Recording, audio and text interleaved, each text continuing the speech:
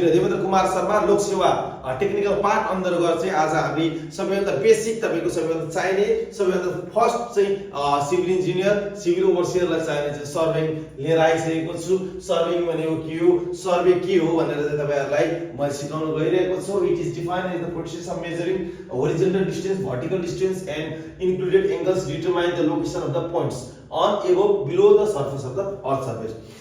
भने माथि तल पोइन्ट चाहिँ कति छाता छ, लम्बाइ कति छ हैन, त्यसपछि यो चाहिँ डिस्टेन्स भर्टिकल माथि कति छ, अर्थको सर्फेस अन द सर्फेस र अफ द सर्फेसमा चाहिँ एंगल सहित चाहिँ एकदम पोइन्ट डिटेल पोइन्ट लोकेट गर्ने भनेर चाहिँ सर्वेइङको चाहिँ एउटा डेफिनेसन रहेको छ। के रहेको छ? It is defined the process of measuring. यो एउटा तरिका हो process of measuring. Horizontal distance भनेको सिधा डिस्टेन्स होरिजोन्टल भयो, भर्टिकल डिस्टेन्स भनेको भर्टिकल डिस्टेन्स माथिवाला भयो हैन, अनि इन्क्लुडेड एंगल्स भनेको एंगल भयो। हजुरले थाहा हुन्छ सिम्बल रहेको छ। Determine the location of points on above र बिलो। अन भनेको ठ्याक्कै अन, एबोव भनेको माथि, बिलो भनेको अर्थ सर्फेस भन्दा तल चाहिँ हामीले ठाउँ पोइन्ट चाहिँ कहाँ छ, त्यसको लोकेसन कहाँ छ भनेर पत्ता लगाउने चाहिँ अब सर्वेइङलाई त्यो प्रोसेसमा भनिएको छ। The term surveying is the representation of the surface features in a horizontal plane. The term surveying is the representation of surface features in a horizontal plane. यो horizontal plane को चाहिँ representation हो, surface को representation हो survey. The process of determining the relative heights in the vertical plane is referred as leveling. Leveling भनेको के हो? सर्वेइङ में एकदम इम्पोर्टेन्ट चीज लेभलिङ भनेको के हो? The process of determining the relative heights in the vertical plane is referred as leveling भनेर रिफर गरिएको छ। अब क्लासिफिकेसन अफ द सर्वेइङ रहेको छ। ल्यान्ड सर्वेइङ, मेरिन अनि navigation, hydrographic surveying, astronomical surveying रहेको छ।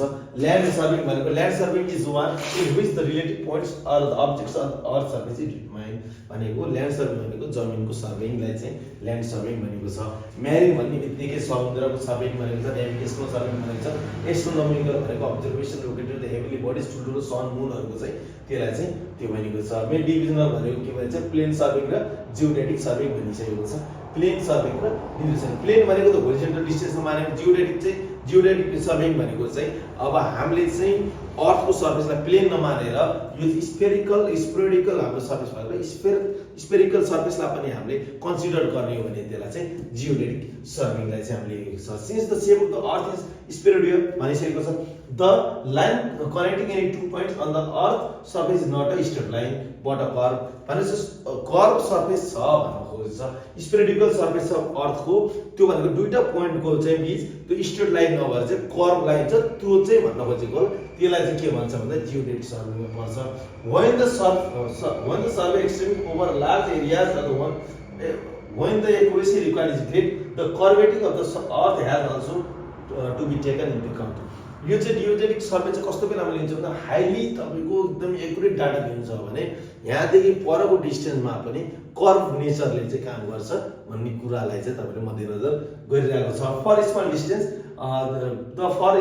The difference in the subtended chord अनि सबइन्डेड कर्ड भनेको सानो सानो कर्डहरुलाई चाहिँ हामीले स्ट्रेट लाइन जस्तो मानेर काम गरिरहेका छौं। आजले यति। धन्यवाद सबैजनालाई।